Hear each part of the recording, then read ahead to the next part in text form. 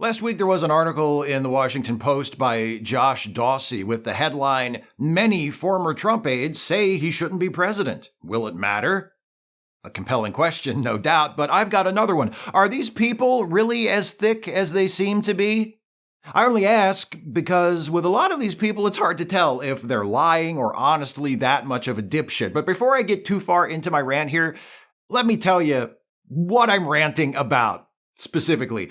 The Post article quotes several people who served in the Trump administration who have since come out publicly against him, including John Bolton, Stephanie Grisham, and Ty Cobb, the one who was Trump's lawyer in 2017, not the one who climbed into the stands in the middle of a baseball game to beat up a disabled heckler in 1915. But the first veteran of the Trump White House quoted in the story, and the most senior administration official, is former Chief of Staff John Kelly. And John Kelly says, quote, "What's going on in the country that a single person thinks this guy would still be a good president when he said the things he said and done the things he's done? It's beyond my comprehension. He has the support he has." Really, John? I'm going to talk to John now. To the rest of you, I beg your indulgence. Really, John? You can't comprehend why Trump has the support he has? Are you genuinely that fucking clueless or just pretending to be? Because the answer is pretty obvious. Why are there still so many people who support Trump even after his embarrassing and disastrous presidency, even after everything he's said and done, even after the many serious crimes of which he's been credibly accused, for some of which he is currently being prosecuted? Why? Because of you, John.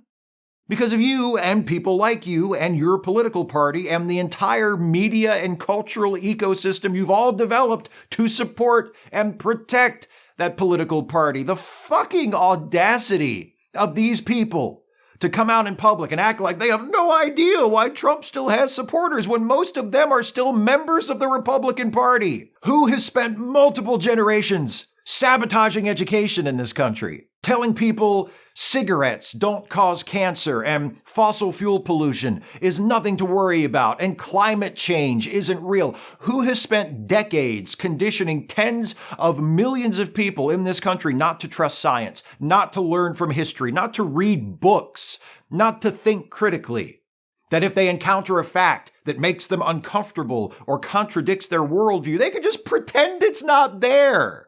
Who has been telling Americans that if they have problems or hardships in their lives, they should blame immigrants or refugees or people with a different skin color or people who speak a different language or people who practice a different religion or disabled people or neurodivergent people or queer people or any people with parts of their identities these assholes don't understand or don't want to understand? Who, John? Who promotes this hollow concept of American exceptionalism that is based on absolutely nothing? We're a great nation, you all have been saying for shit since pretty much ever, but especially for the last 40 or 50 years. But we're not a great nation because of anything we do or say or stand for. We're a great nation because we just are.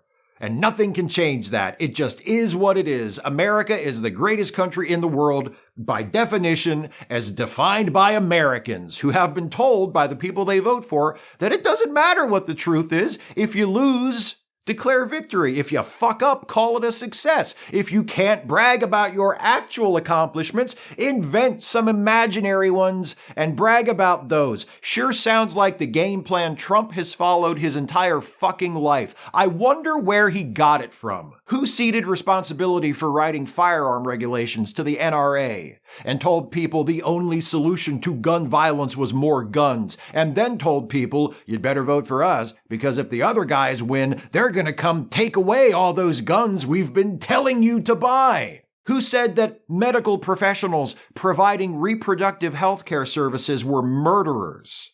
Who embraced conspiracy theorists and dominionists and neo-Nazis? Who convinced millions of people that trying to correct wrongful discrimination was worse than the discrimination itself? The Post article also quotes John Kelly as saying, "I came out and told people the awful things he said about wounded soldiers, and it didn't have half a day's bounce. You had his Attorney General, Bill Barr, come out, and not half a day's bounce. If anything, his numbers go up. It might even move the needle in the wrong direction. I think we're in a dangerous zone in our country. Yeah, no shit, John.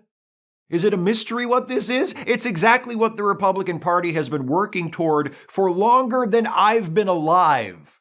It's what you and people like you have been instigating and enabling and encouraging. You swung a wrecking ball through the middle of our house, left for 5 minutes, came back, and said, "What the hell happened here?" You know what happened, motherfucker. You were driving the crane. And yeah, it's nice that you're speaking out against Trump now. It's better than nothing, but only by that much. The damage is already done. You say, "I came out and told people what he said about wounded soldiers, and it didn't make any difference." You leave out the part about how you didn't publicly confirm that Trump insulted wounded soldiers until last month. You know what might have made a difference? If you'd resigned right after Trump said that and immediately made it known why.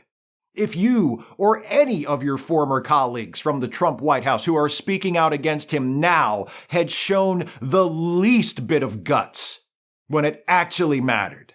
Then again, I'm probably giving you too much credit by assuming your worst sin is merely being a fucking coward. Sure, you were offended by what Trump said about wounded soldiers, but you were still on board with what Trump and his gang of fascists were trying to do, right?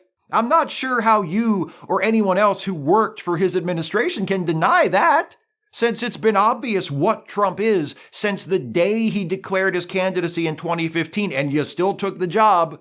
You come out now and shake your head and say it's beyond your comprehension how people are still supporting him. These people who are still on Trump's side at this point, they have no excuse. What was your excuse in 2016, John?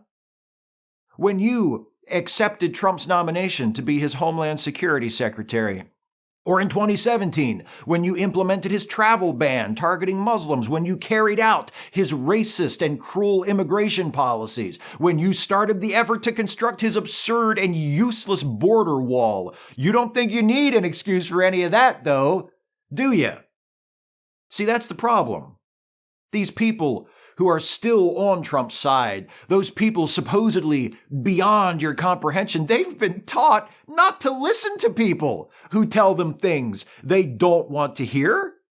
It doesn't matter that you probably agree with them on every issue, share their every reactionary fear and small-minded prejudice. What matters is you broke ranks with the party. You're nothing but a rhino to them now. They won't listen to you. They're good Republicans. As for the rest of us, those of us who know you're right about Trump, we're not going to listen to you either because we also know you're wrong about everything else. You only changed your mind about Trump. But Trump himself isn't the problem. Those 70 million people who voted for him last time didn't just land here from outer space. Most of them are Republicans. They live here. They're from here. They listened to Rush Limbaugh while he lasted. They watched Fox News. They followed social media accounts and listened to podcasts and watched YouTube channels by anti-feminists and alt-righters and QAnon kooks. They voted for Reagan and Bush and the other Bush. They're your people, John.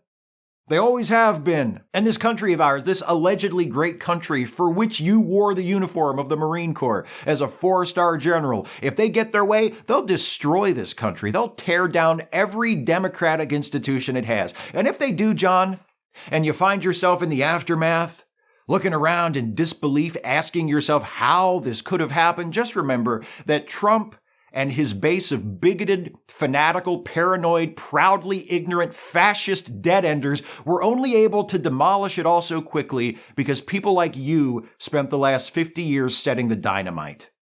Thank you for your service.